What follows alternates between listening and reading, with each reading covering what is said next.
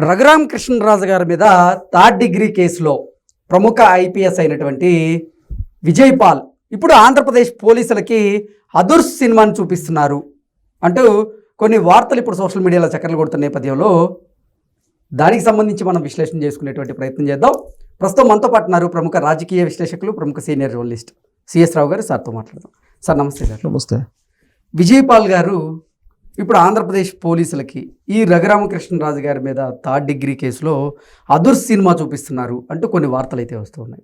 ఏంటి సార్ ఆ వార్తల్లో వాస్తవం ఉందా? అసలు ఏం జరుగుతుంది? ఇప్పుడు విజయ్ పాల్ గారిని 2 సార్లు పోలీసులు అదుపులో తీసుకొని విచారించారు. లాస్ట్ మంత్ ఒకసారి విచారించారు. ఇప్పుడు తాజాగా బుధవారం రోజు విచారించారు. అప్పుడు విచారించినప్పుడు ఇప్పుడు విచారించినప్పుడు అదుర్స్ సినిమాలో ఒక సీన్ ఉంది కదా, గుర్తులేదు మర్చిపోయా, అంతే, తెలియదు గుర్తులేదు మర్చిపోయా, ఇది తప్ప రెండో మాట మాట్లాడలేదంట. ఓకే, అసలు ఎందుకు చేసావు ఇంత, దీనివల్ల నీకు బెనిఫిట్ ఏంటి అని అంటే నేనేం చేయలేదు. మరి ఆ రోజు థర్డ్ డిగ్రీ ఎందుకు ప్రయోగించారు రఘురామకృష్ణరాజు గారి మీద అంటే గుర్తులేదు, నాకు సంబంధం లేదన్నాడు. మరి ఎందుకు మీరు హైదరాబాద్ నుంచి అరెస్ట్ చేసి మీరు గుంటూరు హాస్పిటల్కి తీసుకొచ్చి ఆ తర్వాత మెజిస్ట్రేట్ దగ్గర పెట్టాలి కదా, మరి ఎందుకు సిఐడి ఆఫీస్లో పెట్టారు అని అంటే గుర్తులేదు. ఆ రోజు రాత్రి సిఐడి ఆఫీసులో ఉండే రూమ్కి ఎవరెవరు వచ్చారు, ఆ ముసుగేసుకున్నటువంటి నలుగురు ఎవరు కొట్టారు అని అంటే గుర్తులేదు. మరి నువ్వు ఇన్వెస్టిగేషన్ ఆఫీసరు కదా, మరి నీకు అవన్నీ తెలీదా అని అంటే చాలా రోజులు అయింది, నాకు అసలు ఏం గుర్తు రావట్లేదు, నా వయసు 62. సో నాకు ఇప్పుడు కొంచెం మతిమరుపు కూడా వచ్చింది, నాకేం గుర్తులేదు, తెలియదు, ఇది చెప్తున్నాడు ఆయన.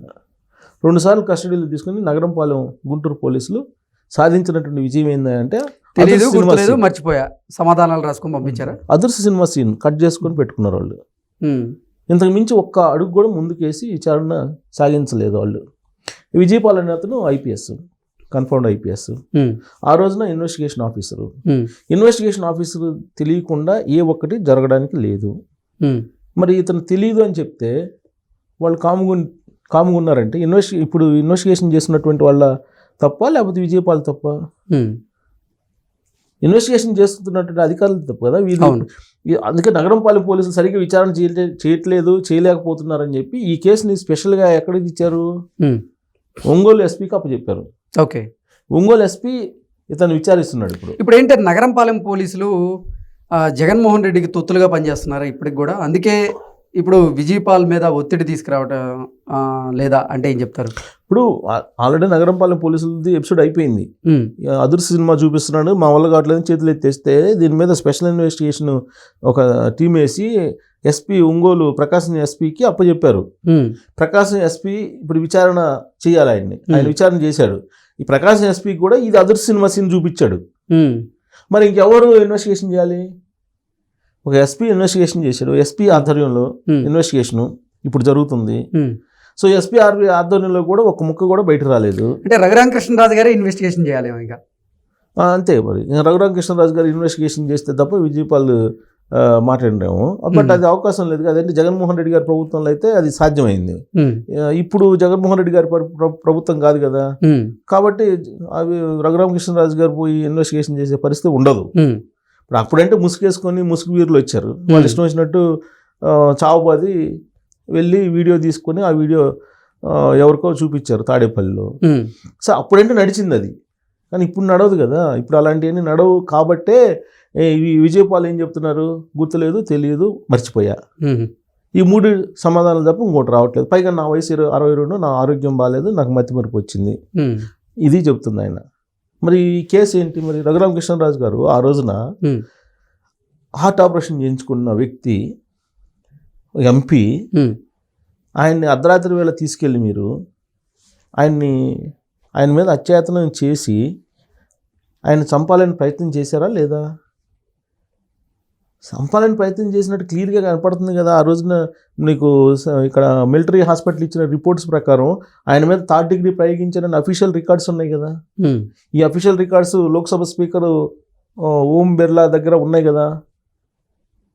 ఇన్ని ఎవిడెన్స్లు ఉంటే వాళ్ళు కేసు కట్టలేదు అప్పుడు.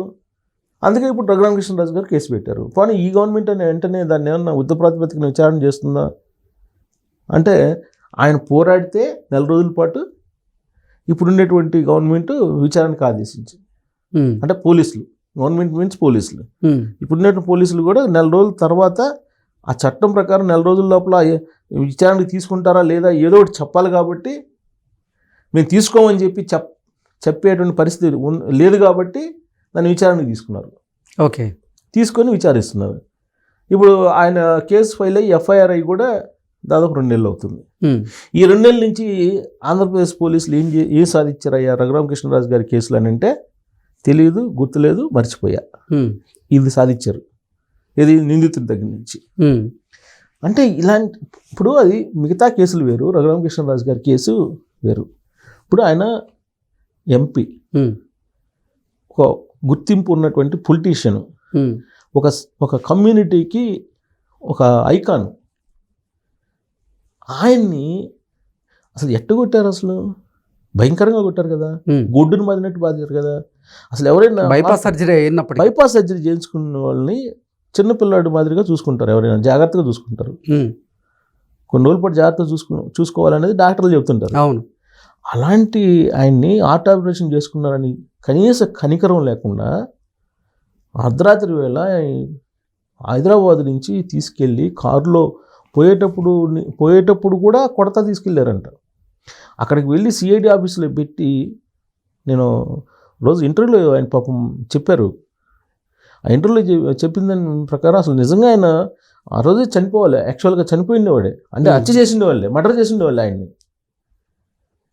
సరే, ఏదో మొత్తం మీద జగన్మోహన్ రెడ్డి గారి ఓటమి ఈయన రూపంలో ఉండాలి కాబట్టి దేవుడు ఈయన్ని ఆ రోజున కాపాడాడు.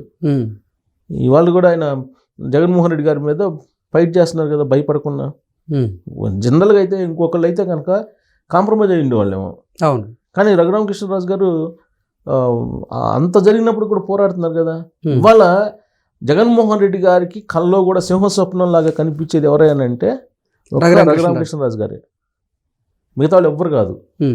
ఎందుకనంటే ఇప్పుడు ఆయన వ్యక్తిగత హాజరు నుంచి ఉపశమనం ఎందుకు ఇచ్చారని పిటిషన్ వేసింది ఆయనే. అక్కడ ఉంది కదా, బెయిల్ రద్దు ఎందుకు చేయరు అని చెప్పి పిటిషన్ వేసింది ఆయనే, సుప్రీంకోర్టులో ఉంది.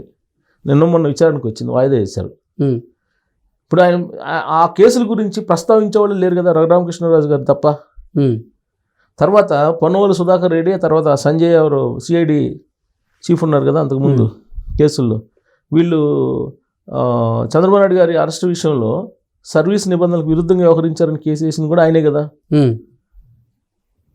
సో కాబట్టి జగన్మోహన్ రెడ్డి గారికి సింహ స్వప్నం ఎవరైనా ఉన్నారు అని అంటే కేవలం రఘురామకృష్ణరాజు గారే. అలాంటి రఘురామకృష్ణరాజు గారి కేసు ఇప్పుడున్నటువంటి ప్రభుత్వం ఇన్వెస్టిగేషన్ చేయడానికి అంత చురుగ్గా ముందుకు కదలలేకపోతుంది అనేటువంటి అభిప్రాయం ఇప్పుడు నడుస్తుంది. అభిప్రాయం ఆంధ్రప్రదేశ్ సమాజంలోకి వెళ్ళిపోయింది. 2 నెలల తర్వాత కూడా సాధించింది ఏం లేదు కదా. ఇప్పుడు ఆ రోజున ఆయన ఎవరు కొట్టారు ఏంటి అనేది ముసుగేసుకొని వచ్చి ఒక పొడుగు ఇంకొకరు ఎవరో వచ్చి ముసుగేసుకొని వచ్చి కొట్టారు. ఆయన కాళ్ళు ఒళ్ళు హోనం చేసి పెట్టారు కదా. ఆయన మీద అత్యాచారం జరిగింది కదా. ఇప్పుడు అత్యాచారం చేసింది ఎవరు, హత్య చేయడానికి కారకులు ఎవరు అని అంటే విజయపాల్ చెప్పాలి కదా. ఇన్వెస్టిగేషన్ ఆఫీసర్ కదా అతను. అవును, అతనే చెప్పాలి కదా. అతను చెప్తే అతను నోరు తెరిస్తే తాడేపల్లికి తగిలిద్ది పోయి, అప్పుడు ఈ కేసుకి న్యాయం జరిగిద్ది. ఈ కేసులో అసలు ఎవరున్నారు, సూత్రధారి ఎవరు, పాత్రధారి ఎవరు అనేది తెలుస్తుంది. అవును, అక్కడికి వెళ్ళాలి కదా. అక్కడికి వెళ్ళాలంటే ఇప్పుడున్న గవర్నమెంట్ స్టెబన్గా వ్యవహరించాలి. రఘురామకృష్ణరాజు గారు ఇప్పుడు డిప్యూటీ స్పీకర్ అయ్యారు. సో డిప్యూటీ స్పీకర్ అయ్యారు కాబట్టి దాన్ని అసెంబ్లీలో కూడా రెజల్యూషన్ తీసుకురావచ్చు. వాస్తవంగా ఆ రోజు జరిగిన దాని మీద ఏం చేయాలి అనే దాని మీద ఒక రెజల్యూషన్ కూడా పాస్ చేసేసి ఆ ఇన్వెస్టిగేషన్ ఇంకో స్థాయికి కూడా తీసుకెళ్ళచ్చు, సిబిఐకి కూడా తీసుకెళ్ళచ్చు. సిబిఐకి ఈ కేసుని సిబిఐకి రెఫర్ చేస్తున్నామని కూడా చెప్పచ్చు. అవును, సో రఘురామకృష్ణరాజు గారు అయితే వదిలిపెట్టరు. ఈ ప్రభుత్వం ఒకవేళ ఇదే తరహాలో కనుక ఇన్వెస్టిగేషన్ చేస్తూ ఉంటే చావకుండా బతకకుండా కేసుని ఆయన అయితే కొంచెం ఇంకో నెక్స్ట్ స్టెప్ వేసారంటే మాత్రం సిబిఐ తలుపు తట్టే కూడా అవకాశం ఉంది. సో ఇది పూర్తి స్థాయిలో ఇన్వెస్టిగేషన్ జరిగితే ఆ వీడియో చూస్తారు కదా, ఈయన కొట్టేటప్పుడు ఎవరైతే వీడియో చూసారో ఆయన తగిలిద్ది పోయి, ఓకే, అది ఆయన టార్గెట్. ఓకే, సో ఆ దిశగా ఇన్వెస్టిగేషన్ సాగాలని జనరల్గా ఆయన అభిమానులు అందరూ కోరుకుంటున్నారు. మరి ఈ ప్రభుత్వం చేస్తుందా లేదా అనేది చూద్దాం. Okay sir, thank you so much. Thank you.